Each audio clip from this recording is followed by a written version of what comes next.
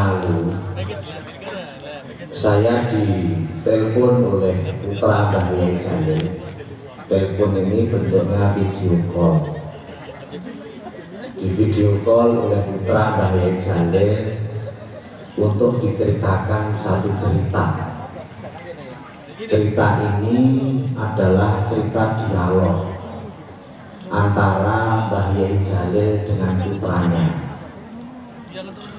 Dialog itu disampaikan ke saya, lalu kemudian saya diamanati untuk menyampaikan kepada panjenengan semuanya, dengan harapan apa yang saya ceritakan nanti bisa menginspirasi bagi semuanya saja dari perjalanan putra Mbah Yai Jalil terkait dengan pelaksanaan dari kata ikhlas itu sendiri. Ceritanya bagaimana, kan begitu. Suatu saat putra Mbah Yai Jalil ini pulang dari pesantren. Ketika pulang dari pesantren, putra dari Mbah Yai Jalil ini menyempatkan bertanya kepada abahnya, yaitu panjenengane Yai Jalil almarhum, bertanya tentang ikhlas itu sendiri. Pertanyaannya, "Bah, sakjane sing diarani ikhlas niku pripun to, Pak?" Gitu.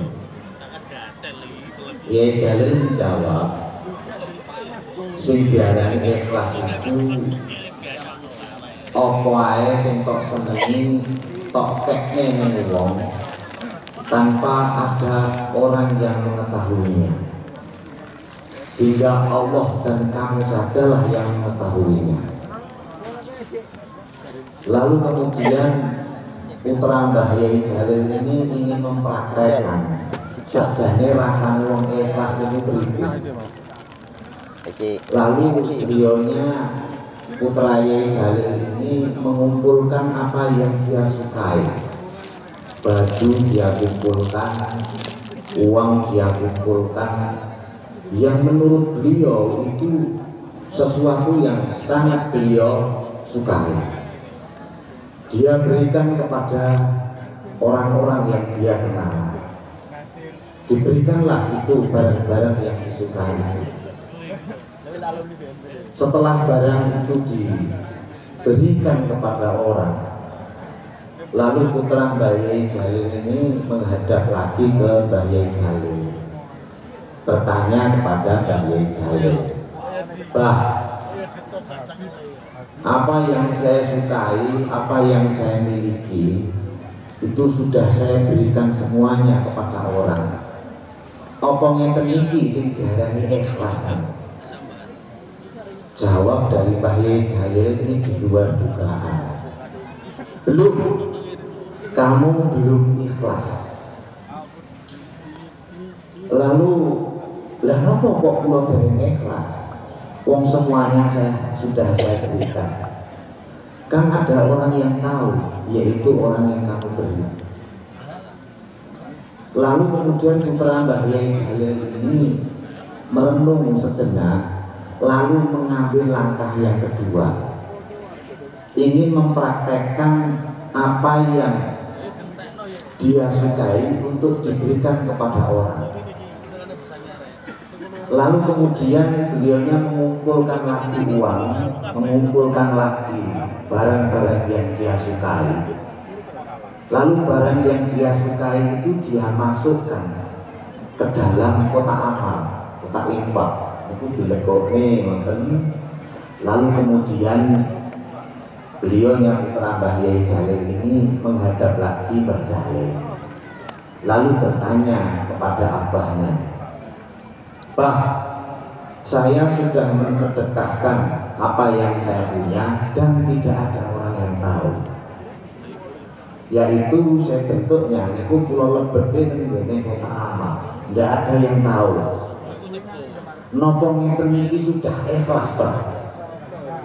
Jawab Mbah Yai Jalil di luar dugaan lagi, "Belum, itu belum ikhlas."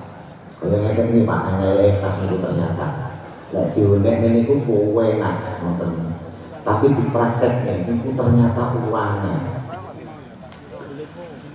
Lalu kemudian putra Mbah Yai Jalil ini bertanya, nopo kula kok dereng ikhlas? Kan enek sing nyuruh, yaitu kamu sendiri. Lajeng putra Mbah Yai Jalil ini merenung merencanakan sesuatu. Saya harus menginfakkan sesuatu dari apa yang saya sukai, yang tidak ada orang yang tahu. Lalu kemudian putra Mbah Yai Jalil ini membungkus uang dalam sebuah kacu. Kacu itu dipakai untuk membungkus uang. Ini jenengan pun mikir lho Pak. Uang yang dibungkus itu duduk 100-200. Lah 100-200 niku kan kelas awake dhewe. Niki dhuwit sing arep dikekne ning gone dibuntel kacu niki dhuwite nggih kathah. Beliaunya putra Yai Jalil, saya sempat bertanya kepada beliaunya, niku dhuwit pinten? Menurut aku selalu. Lalu uang itu dibuntel di kacu, setelah dibuntel di kacu niku disahi terkantongnya celana beliau. Lalu kemudian celana beliau ini diletakkan di sebuah tempat yang kira-kira banyak orang bisa menjumpainya. Lalu setelah itu beliaunya tinggalkan, lalu kemudian ingin melupakannya. Kalau beliau itu pernah meletakkan uang di dalam kacu. Jadi saya teringat ini uang kacu begitu. Setelah beberapa lama uang ditaruh di kacu lalu ditelakkan di celana, dan celananya itu lalu diletakkan di suatu tempat. Setelah berapa bulan uang itu diperiksa oleh kalian mitrane Yai Jalil ini. Oh iya, aku elingku tahu dekek duit ning celana tak buntel kacu. Kae piye kabare duit kae? Diendanilah niku sing jenenge uang kacu niku. Setelah diendani duit teng kacu niku pun boten enten. Kacune tesih enten. Ning duwike sampun boten wonten. Celanane nggih tesih wonten. Ning duwike boten enten. Setelah mempraktekkan itu, lalu kemudian putra Mbah Yai Jalil ini menghadap lagi kepada Mbah Yai Jalil. Mbah, kula sampun sedekah tidak ada orang yang tahu, bahkan diri saya sendiri itu juga sudah tidak tahu kapan uang itu saya berikan. Duit niku kula salap teng ngene kacu kula kantongi, lajeng si jenenge celana niki kula deleh teng suwijining panggonan. Uang ini lalu tiba-tiba setelah berapa bulan kula endani meneh uang niku sudah tidak ada. Cak Heri. Apa ngeten niki sudah ikhlas, Pak? Mondoke pas pundi niku? Salam niku Indomaret niku nyebrang. Oh, salam. Mbah Yai Jalil menjawab, "Belum. Kamu belum ikhlas." Jaki hasilnya Lamongan. Nggih niki Lamongan. Lajeng pas nalikane video call niki putra Mbah Yai Jalil niki terus aku mumet terus ikhlas iki piye ngoten. Saya menirukan waktu itu pas video call itu beliaunya itu sambil garuk-garuk kepala. Lah terus piye Mbah ikhlas niku? Mbah Yai Jalil juga tidak memberikan jawaban. Lalu kemudian beliaunya ini pergi begitu saja tanpa mendapat jawaban yang jelas. Suatu saat putra dari Mbah Yai Jalil ini diminta oleh Mbah Yai Jalil untuk mengantarkan ke suatu tempat dengan naik mobil, di mana putra Mbah Yai Jalil ini suruh nyopir lalu kemudian berjalan. Kurang lebih ingat saya ceritanya itu kurang lebih di daerah sekitar perjalanan Tulungagung Jombang. Di tengah jalan itu ada lampu abang hijau, bahasa Inggrisnya traffic light. Itu ada seorang pengemis, ada seorang pengemis Lalu kemudian dibukakan kocone lawang niku oleh putra Mbah Yai Jalil. Setelah dibukakan lawang, dibuka kocone niku, lajeng si putra Mbah Yai Jalil ini akan memberikan uang. Nah, ketika pengemis ini mendekat, itu ternyata pengemis itu masih sehat, awake seger buger, iso mlaku, tur yo boten kuru-kuru nemen. Lalu kemudian lawang kocok itu ditutup meleh, seret, ngoten. Setelah ditutup meleh, ngoten, Mbah Yai Jalil niku tanggap. Lah nyapo tok tutup neh. Ora sida tok kek duite. Putrane Mbah Yai Jalil jawab, "Mboten kula kekne. Napa wong pengemis niku sing sehat kok. Sing iso nyambut gawe ya. Nyapa dadak kula kekne?" Lajeng jawaban dari putra Mbah Yai Jalil ini digremengi Mbah Yai Jalil. Mbah Yai Jalil yang gremengi ngeten. Oh alah, wong arep ngekeki wong dadak kaya pertimbangan. Si pertimbangan sehat, si pertimbangan nyambut gawe. Arep ngekeki yo ngekeki ngono ae lho. Nyapa kakek pertimbangan. Lah, jawaban dari itu juga bukan jawaban dari makna ikhlas itu sendiri. Lalu kemudian beliaunya putra Mbah Yai Jalil ini mengambil kesimpulan sendiri. Ya wis, nek ngono tak ambil kesimpulan dhewe ae. Sing penting atriku tak delekne ning gone Allah Subhanahu wa taala. Atiku tak seleh ning gone Allah Subhanahu wa taala. Dengan resiko enek-enake utawa ora enek-enake. Mergo nyelehne ati ning gone Gusti Allah itu harus siap resiko. Kadang ya enek-enake, kadang ya enek ora enake. Nah, jawaban putra dari Mbah Yai Jalil, nyelehne ati ning gone Allah Subhanallahu wa ta'ala, enek-enake lan ora enek-enake. Niki menurut saya sesuatu yang menarik. Menarik nopo? Saya teringat suatu kitab niku yang ditulis oleh Ibnu Khaldun. Ibnu Khaldun niku gadah kitab namine Muqaddimah. Kula lali halaman pinten, tapi jenengan saged ngecek. Manusia menurut Ibnu Khaldun itu dibagi menjadi 3, menjadi dibagi 3. Manusia yang pertama yaitu manusia yang paling agak rendah. Yang sewu rendah niki jenengan persepsine itu jangan lalu kemudian manusia itu hina, itu tidak. Rendah dan tinggi di dalam tulisan Ibnu Khaldun ini terkait dengan tingkatan cara berpikir. Cara berpikir itu berhubungan langsung dengan gerak ruh atau harakatul ruh, begitu. Nah, memang ruh itu tidak bisa diketahui. Wa ma utitum minal ilmi illa qalila. Iya. Nabi Muhammad pernah ditanya, "Ya Nabi Muhammad, apa itu ruh?" Nabi Muhammad melalui wahyu yang diberikan kepadanya menjawab, "Wa ma utitum minal ilmi illa qalila." Ruh itu saya tidak mengetahui kecuali hanya sedikit. Memang itu ada ungkapan begitu. Tapi menurut Ibnu Khaldun, ruh itu memang tidak bisa diketahui, tapi bisa dilihat tanda-tandanya. Di antara tanda-tanda ruh itu adalah gerak berpikir. Gerak berpikir manusia tingkat pertama itu adalah gerak berpikir manusia yang menurut tingkatan Ibnu Khaldun itu tingkat yang nomor 3, agak rendah. Bagaimana tingkat berpikir yang rendah ini?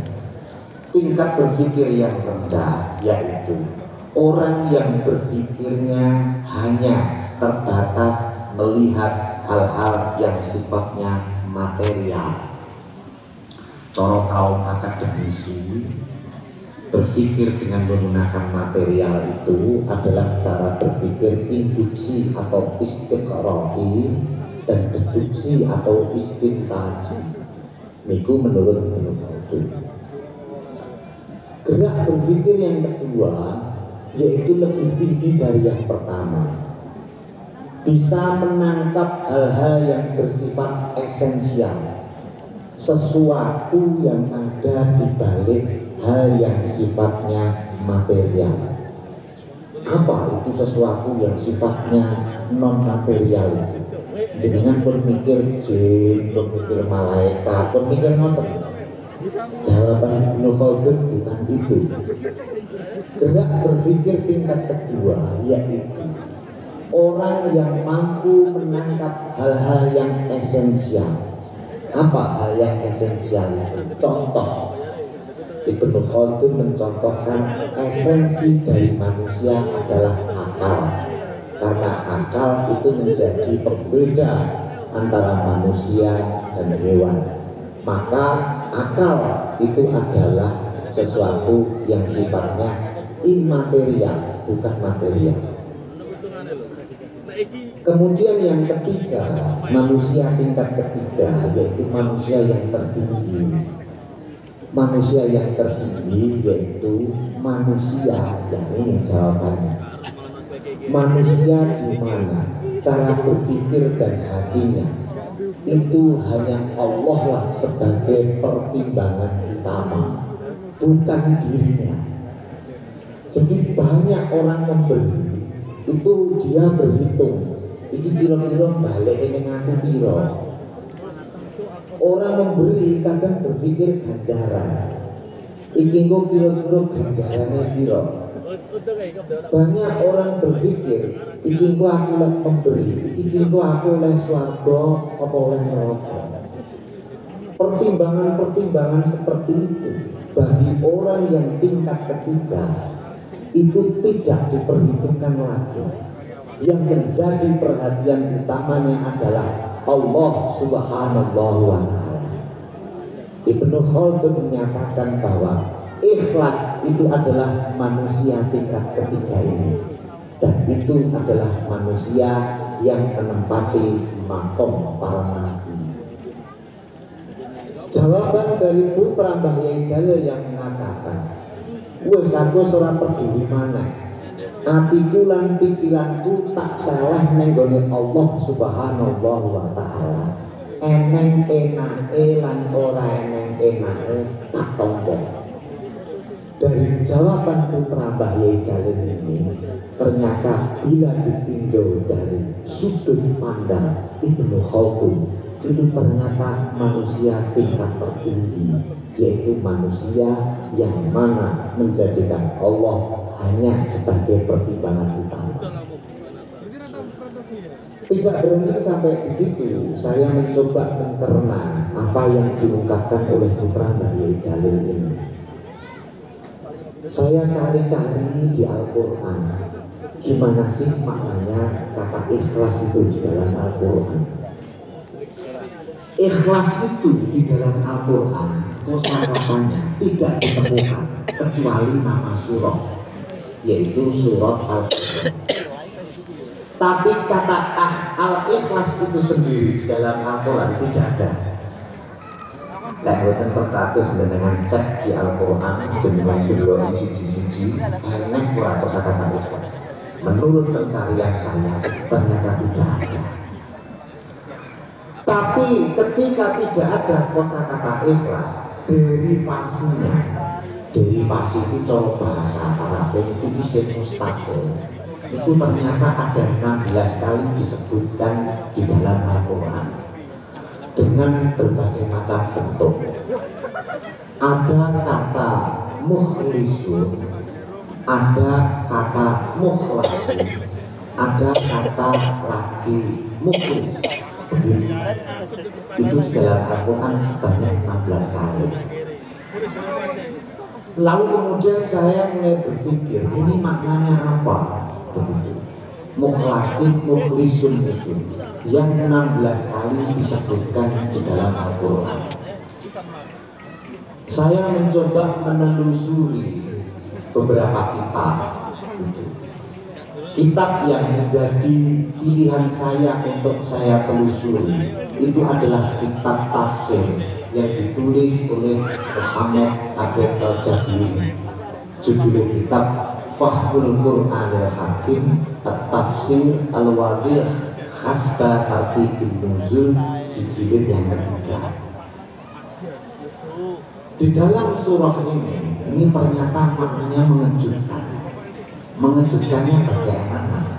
Saya baru tahu apa yang diungkapkan oleh Putra Bayi Jabir yang mengatakan eneng enake utawa ora eneng enake. Atiku tetep tak salehne oleh Allah Subhanahu wa ta'ala. Itu ternyata gambaran ora enake ikhlas. Itu bisa saya temukan di dalam surah-surah Al-Quran.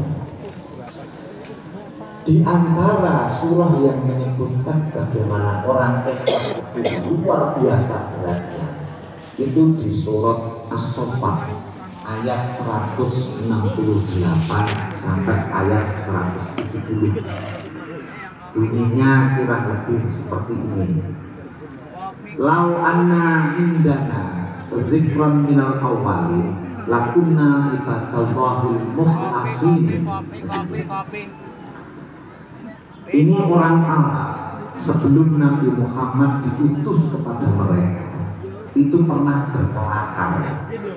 Kelakarnya itu ditulis oleh Al-Quran surat As-Saffat itu, yang artinya seandainya di sisi kami ini ada sebuah kitab atau wahyu itu zikron itu minal awalin dari para nabi-nabi terdahulu, lakunna ibadallahil mukhlasin, pastilah kami ini digolongkan sebagai orang-orang yang diberi keikhlasan.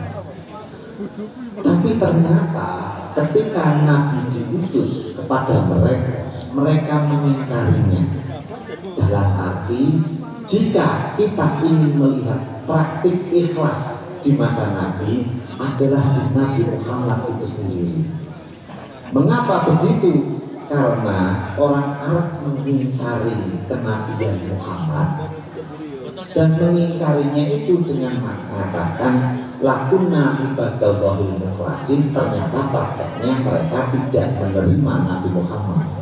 Berarti yang mukhlasin itu adalah orang-orang yang menerima Nabi Muhammad. Berikut juga Nabi Muhammadnya. Sekarang kita lihat bagaimana penderitaannya Nabi Muhammad ketika berada di Mekah. Ternyata ikhlas itu berat. Ada sebuah kitab itu yang ditulis oleh Ibnu Habib. Judulnya Al-Munammak fi Akhbaril Quraisy, tentang informasi orang-orang Quraisy di masa Nabi Muhammad Shallallahu Alaihi Wasallam. Dalam kitab tersebut diceritakan orang-orang Mekah ini sebelum Nabi Muhammad diutus untuk menjadi utusan Allah, itu ternyata orang-orang Arab ini orang-orang yang sangat kaya. Tapi kekayaan itu tidak merata. Hanya disebutkan di situ orang-orang kaya di Mekah itu tercatat hanya 9 suku atau 9 bani. 9 bani ini bani apa saja? Itu diceritakan di dalam kitabnya Ibnu Sa'ad. Itu judulnya Tabaqatul Kubro, jilid yang pertama. Ada 9 bani. Yang pertama yaitu Bani Jumah, yang kedua Bani Saham, yang ketiga Bani Naufal, yang keempat Bani Zuhroh, yang kelima Bani Adi. Bani Adi itu adalah baninya Umar bin Khattab.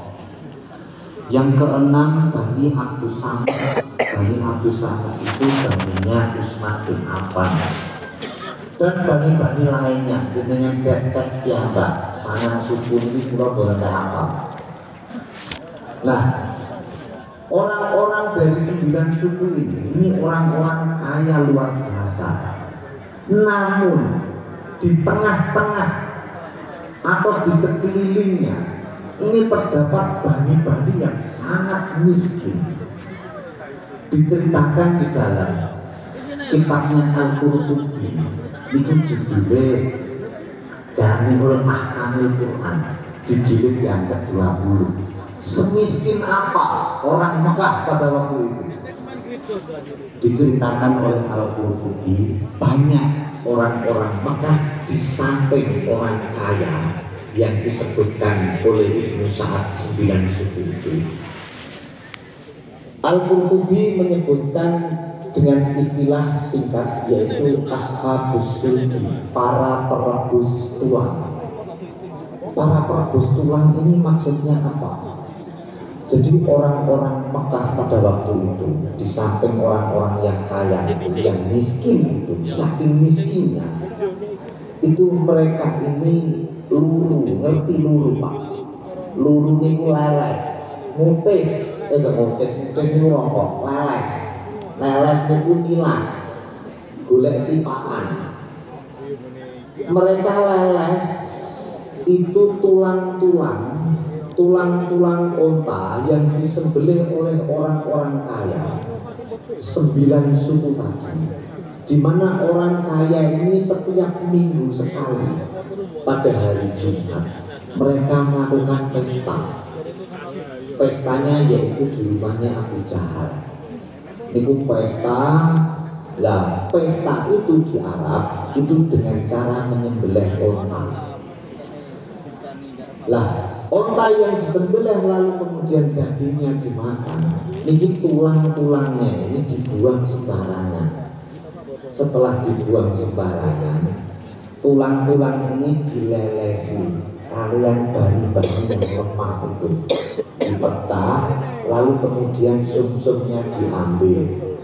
Setelah diambil, darah onta yang disembelih oleh orang-orang kaya itu lalu diambil, diadon dengan sum-sum yang dipecah dari tulang-tulang onta tadi. Al-Qurtubi menamai makanan ini dengan ilhis. Ilhis itu adalah campuran darah dan sum-sum onta. Pelakunya itu disebut dengan ashabus sulbi, para perebus tulang.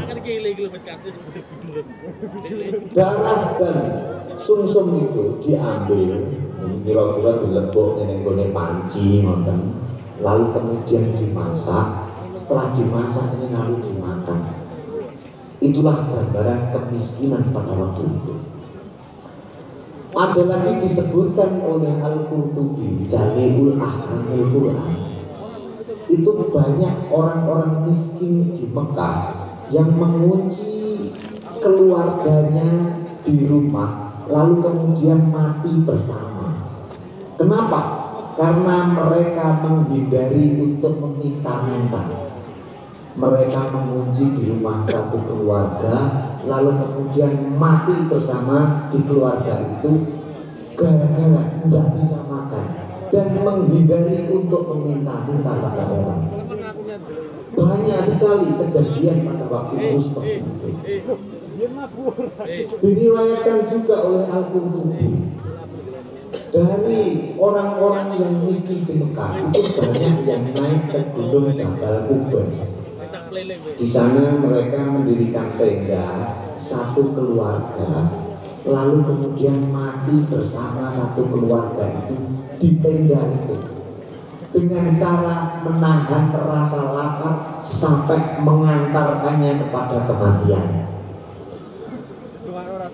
Gambaran seperti itu sangat menyedihkan dibanding dengan 9 suku yang disebutkan oleh Ibnu Sa'ad tadi, di mana mereka selalu melakukan pesta pora dengan cara menyembelih onta setiap hari Jumat. Dengan bayangnya ada 9 suku itu mangan daging sak enake Lalu kemudian orang-orang miskin itu meluru sing jenenge tulang wau untuk diambil sumsumnya, diambil darahnya, lalu kemudian dimasak hanya untuk menahan lapar. Dan orang-orang dari 9 suku itu tidak sedikit pun merasa iba ketika melihat orang-orang dari orang-orang miskin di Mekah yang mereka tidak bisa makan seperti itu. Dalam situasi seperti itu, Nabiullah Muhammad Rasulullah Shallallahu Alaihi Wasallam diutus oleh Allah Subhanahu Wa Taala untuk memperingatkan kepada 9 suku yang mana mereka sangat kaya, tapi tak peduli sedikit pun terhadap orang-orang yang ada di sekitarnya. Peringatan-peringatan Allah itu tercantum di beberapa surah-surah Al-Quran. Lek jenengan maca surah-surah awal yang turun di Mekah, itu isinya memaki 9 suku itu. Contoh niki surah Al-Ma'un. Ara'aital ladzi yukadzibu bid-din fadzalikal ladzi yad'ul yatim. Nah, itu memakinya. Apa memakinya? Ara'aital ladzi yukadzibu bid-din. Nah, yukadzibu bid-din. Nabi Muhammad dengan mendapatkan wahyunya diutus oleh Allah untuk mengatakan kepada orang-orang kaya pada waktu itu, yukan hidup pendusta agama. Jenengan iso bayangke wong disebut pendusta agama itu kira-kira marah atau tidak? Jawabannya jelas pasti marah. Apalagi orang-orang Mekah pada waktu itu, Abu Jahal, Abu Sufyan, Utbah bin Rabi'ah, Walid bin Mughirah, ketua-ketua suku dari 9 suku yang saya sebut kaya-kaya tadi, disebutkan di dalam Al-Asraq ini, Akhbarul Makkah. Mereka mengklaim itu ngaku-ngaku bahwa dirinya itu adalah keluarga Allah. Disebutkan di dalam kitab itu, nahnu ahlullah fi hadzal balad walam yazal dzaka fi ahdi Ibrahim. Kami ini keluarga Allah dan seperti inilah sejak zaman Nabi Ibrahim alaihi salam. Orang yang punya klaim religius yang kuat lalu tiba-tiba dituduh pendusta agama, kira-kira marah apa enggak? Pasti marah. Jenengan bayangnya yang kiai ngoten misal jenengan sebut pendusta agama karena ada kesalahan tertentu. Ini kira-kira kiai itu nesu lho. Jawabannya jelas pasti. Nah, itulah yang terjadi di Mekah. Musuh-musuh Nabi Muhammad mulai marah. Kenapa? Karena wahyu-wahyu Allah itu mulai menuduh mereka, mencaci mereka dengan tuduhan-tuduhan yang sangat menjelekkan. Niku baru Ar-Ra'aita. Ada lagi surah yaitu Al-Humazah. Niku surah-surah yang turun di awal Mekah. Wailun likulli humazatin lumazah alladzi jama'a malan wa 'addada yahsabu annama lahu akhlada ila akhirih. Wailul likulli humazatil lumazah, celakalah bagi para pencaci maki. Dua penceramah yang berbeda. Alladzi jama'a malan wa 'addada. Padahal mau diceritakan sejarah-sejarah dan menghitung ini ilmu di sini. Tapi lu enteng udah ngambang. Mau diceritakan cerita tak tahu lah. Yang disebut oleh usaha ada Bani Juma, ada Bani Sa'ad, ada Bani Maksum, ada Bani dirasane temu sekolah itu kita ngambiang. Nabi Muhammad Padahal ilmu ini itu dari Bani Hasyim pada waktu itu termasuk suku yang teori ini Al-Quran. Lalu kemudian karena Nabi Muhammad yang wahyu-wahyunya itu mulai memaki orang-orang kaya pada waktu itu. Lalu orang-orang kaya ketika dimaki itu dia merasa bahwa dirinya sangat religius. Otomatis reaksinya kepada Nabi Muhammad Shallallahu Alaihi Wasallam itu pasti reaksi marah. Marahlah 9 suku ini kepada Nabi Muhammad Shallallahu Alaihi Wasallam. Cara marahnya bagaimana? Sahabat-sahabat Rasulullah ini mulai dicuci siji-siji, kira-kira ndi sing kira-kira kena diseksa. Di antara orang yang paling bisa disiksa oleh suku-suku yang kuat itu adalah orang-orang yang tidak mempunyai perlindungan. Di antara mereka adalah budak. Sasaran pertama yang dituju adalah Bilal bin Abi Rabah. Arep nyiksa Nabi Muhammad gak wani. Soale enek Abu Thalib. Yo gak wani. Soale bojone Siti Khadijah. Siti Khadijah itu dari Bani Zuhroh. Bani Zuhroh itu bani yang kuat. Lalu kemudian karena tidak berani menyentuh Nabi Muhammad atau menyiksa Nabi Muhammad, suku-suku ini mendidisi. Wong-wong sing kira-kira kena disiksa salah satunya adalah Bilal bin Abi Rabah. Lalu kemudian yang disiksa lagi adalah Ammar bin Yasir. Ammar bin Yasir itu bojone budak jenenge Sumayyah. Ammar bin Yasir itu disiksa karena orang yang punya istri budak itu pasti orang yang lemah. Dijupuklah Ammar bin Yasir itu disiksa dengan cara memberi api panas. Api panas itu bentuknya adalah pasir yang dibakar dengan api panas, lalu kemudian ditimpakan ke kepala Ammar bin Yasir. Sumayyah itu disiksa sampai kemudian terbunuh. Sumayyah itu adalah istrinya dari Ammar bin Yasir. Bapaknya Ammar bin Yasir namanya Yasir itu juga dibunuh oleh 9 suku tadi. Lalu kemudian ibunya Ammar bin Yasir itu juga dibunuh, termasuk Ammar bin Yasir ini juga disiksa oleh 9 suku itu, namun diselamatkan yaitu dengan cara ditebus kebudakannya oleh Utsman bin Affan. Dengan ditebusnya itu lalu kemudian si Ammar bin Yasir ini bebas dari siksa orang-orang suku kaya itu. Dari sini kita bisa melihat para bapak lan para rawuh gambaran orang ikhlas itu. Siapa orang ikhlas di dalam hal ini? Ya Nabi Muhammad beserta para pengikutnya itu. Bagaimana beratnya orang ikhlas di waktu itu, berani melawan suku-suku kaya itu dengan cara atau resiko apapun. Di antara resikonya pengikut Nabi Muhammad itu disiksa.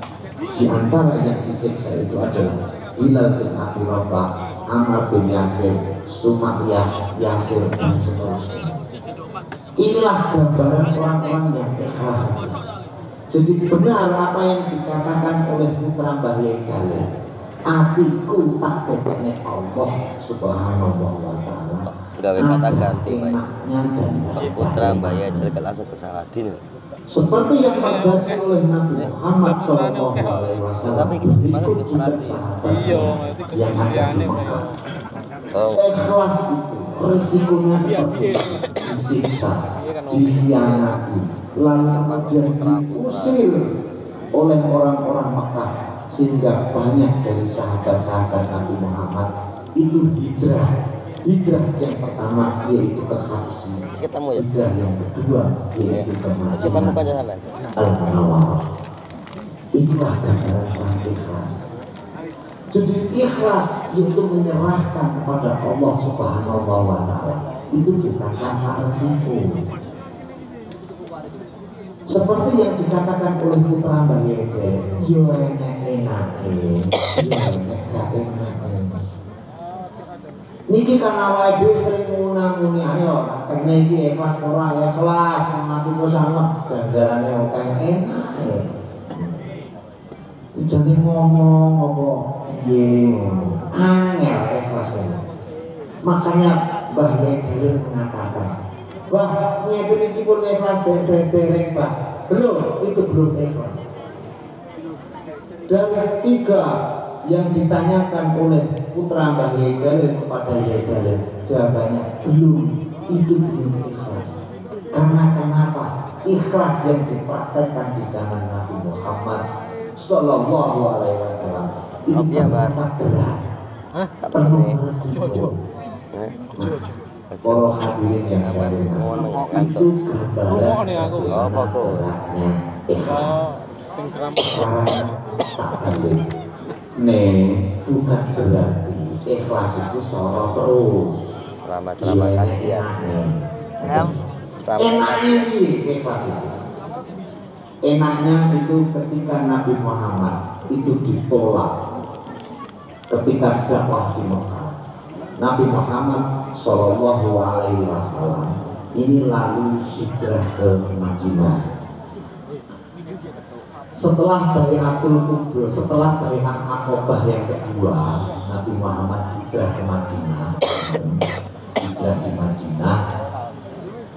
Di Madinah pada waktu itu sebelum kedatangan Nabi Muhammad ini penuh perang.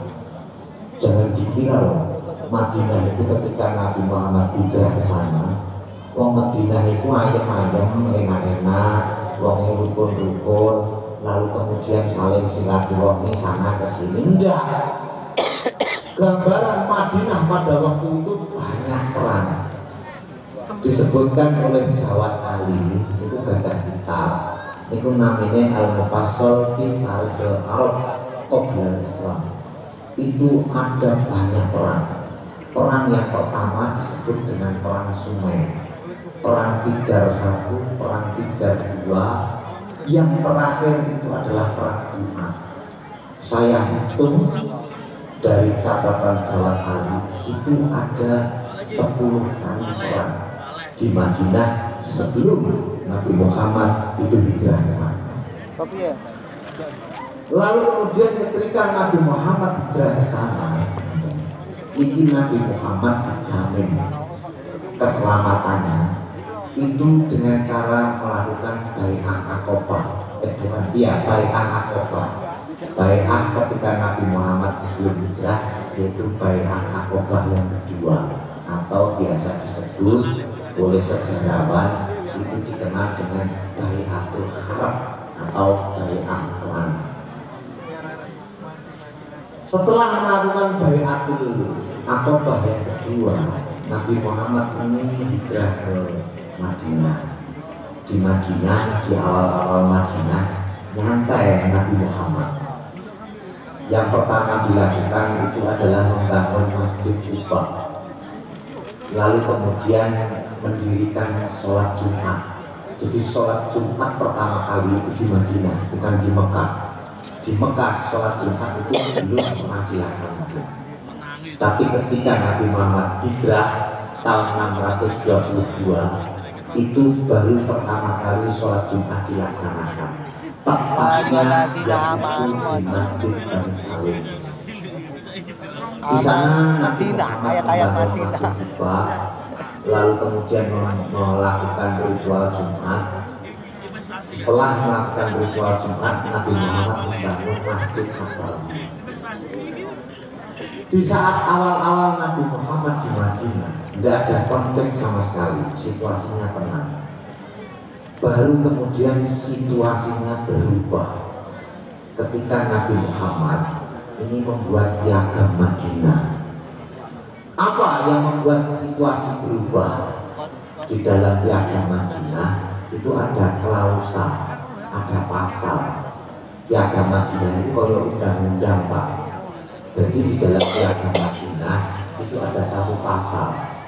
Pasal itu berbunyi, wa imma makhtalaftum fihi fa inna maraddahu ilallahi wa Muhammad. Artinya seandainya kamu terjadi perselisihan, hai Madinah, fa inna maraddahu ilallahi wa Muhammad, maka tempat kembalinya itu kepada Allah dan kepada Nabi Muhammad. Maraddahu ilallahi wa Muhammad, ini yang memicu perselisihan pada waktu itu. Di antara perselisihan yang muncul pada waktu itu ada 3 Yahudi utama yang menolak Nabi Muhammad itu untuk diangkat menjadi pemimpin utama. 3 Yahudi utama itu adalah Yahudi Bani Nadir, Yahudi Bani Qainuqa, dan Yahudi Bani Quraidah. Ada 3 Bani Yahudi. Gak, aku dadanya Nabi Muhammad pemimpin di Madinah ini. Kenapa? Karena orang seperti Nabi Muhammad itu bukan pribumi Madinah. Jadi yang harus menjadi kepala di Madinah ini atau menjadi maret di Madinah ini adalah orang Madinah sendiri. Nabi Muhammad bukan orang Madinah. Nabi Muhammad tidak berhak untuk menjadi pemimpin orang-orang Madinah. Ketika muncul perselisihan ini, turunlah ayat. Ayat itu berbunyi,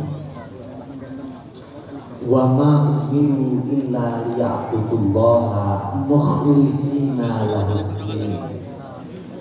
Wa ma umiru illa liya'budullaha wa ma umiru illa liya'budullaha mukhlishina lahud-din. Tidaklah para ahli kitab itu diperintah. Ahli kitab itu siapa? Ahli kitab pada waktu itu yaitu orang Yahudi Madinah itu. Illa liya'budullaha mukhlishina lahud-din, kecuali agar mereka mengabdi kepada Allah mukhlishina, ini laki-laki dosa kata ikhlas, mukhlishina lahud-din. Tidaklah mereka itu diperintah untuk mengabdi kepada Allah kecuali diperintah untuk mengabdi Allah secara ikhlas.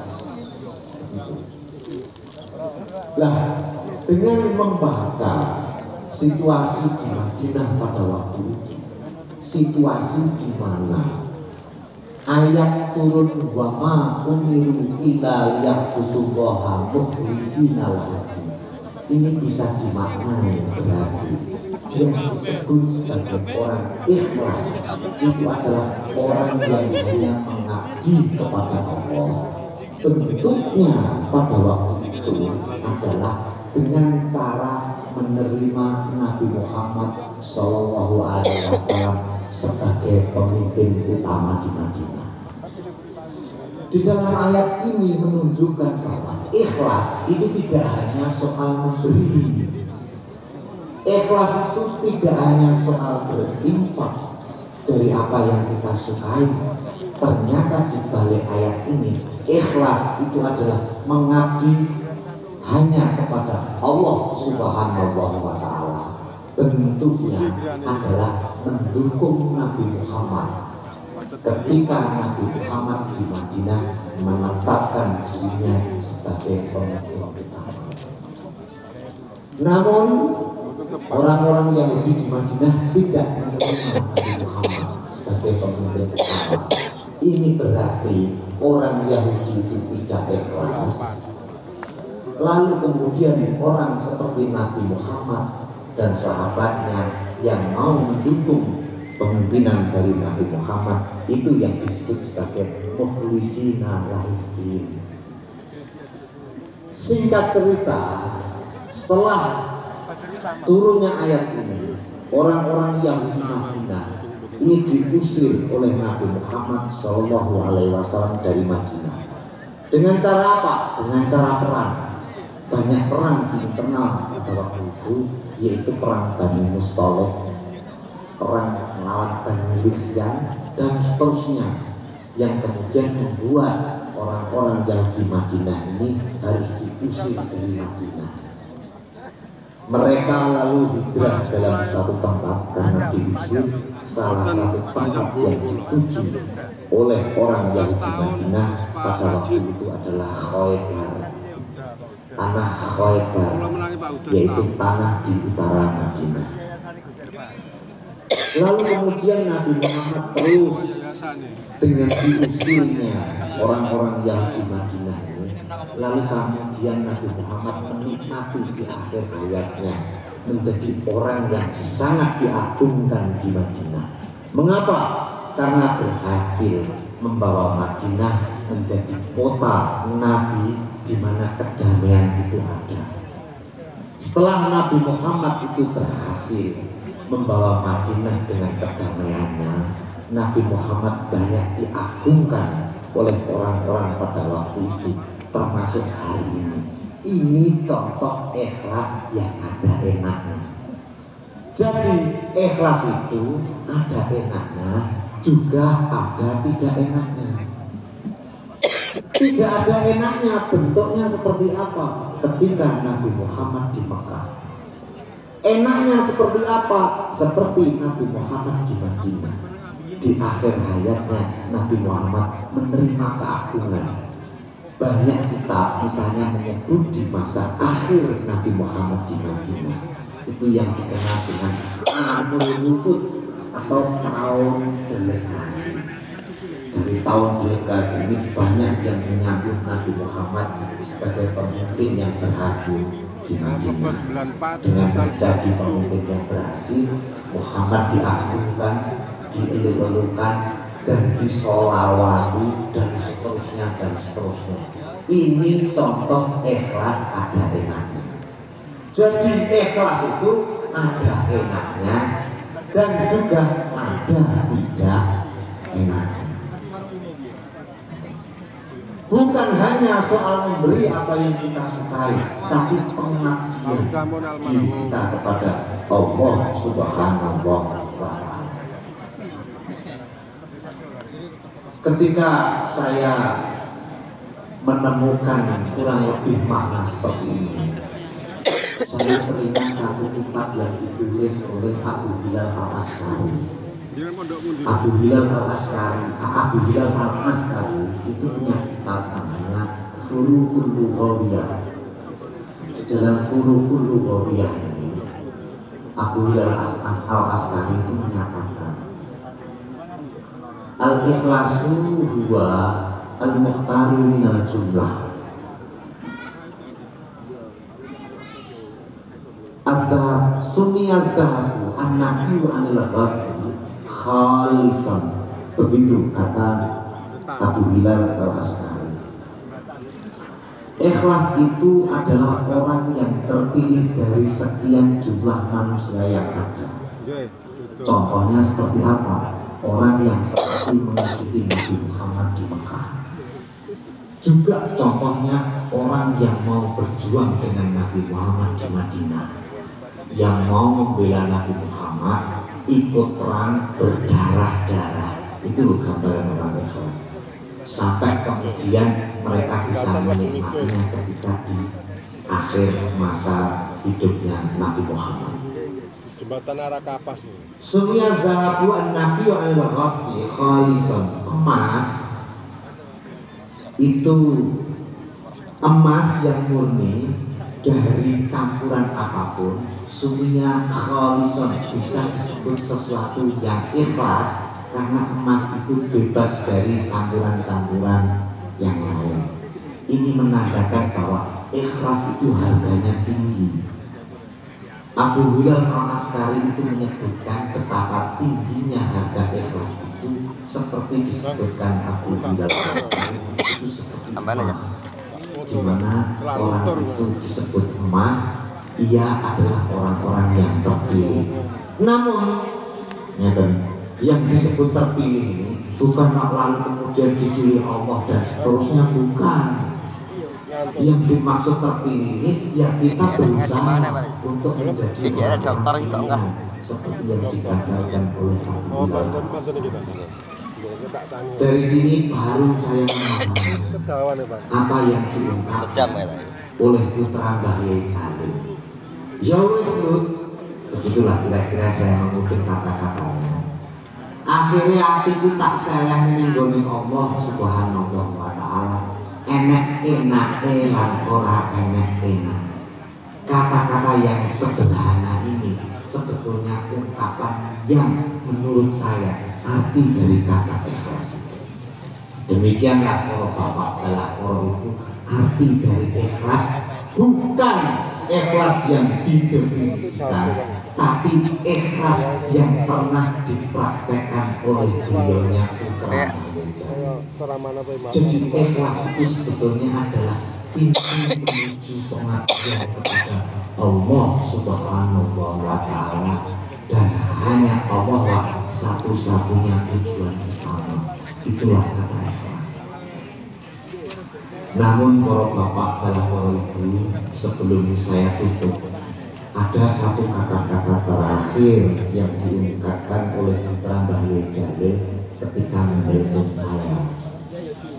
Kata-kata terakhir pada waktu itu diungkapkan oleh beliaunya, kui mangan ikhlas, tapi setelah saya ngonek nih neng awakmu ikhlas yang bentuknya itu seperti yang saya ceritakan, itu berarti saya tidak ikhlas lagi.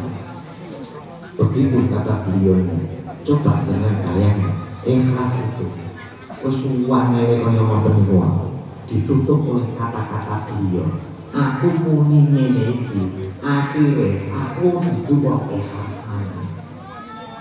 Lah itulah kata-kata terakhir yang disampaikan beliaunya kepada saya. Bagaimana maknanya jenengan pikir dewi-dewi di rumah, hendaknya cerita dari Putra Mbah Yai Jalil ini menjadi inspirasi kita untuk berpikir lagi bagaimana kita berusaha untuk menjadi mukhlisina lahuddin, dan jangan lupa untuk menjadi mukhlisina lahuddin itu bukan sesuatu yang mudah. Oleh karena itu aja gampang-gampang jenengan muni wis ikhlas Pak, aku wis ikhlas, wis topo ikhlas, kula ikhlas ya Allah, itu durung ikhlas. Ngoten nggih, kirang langkung nyuwun pangapunten. Wa akhiran, assalamualaikum warahmatullahi wabarakatuh.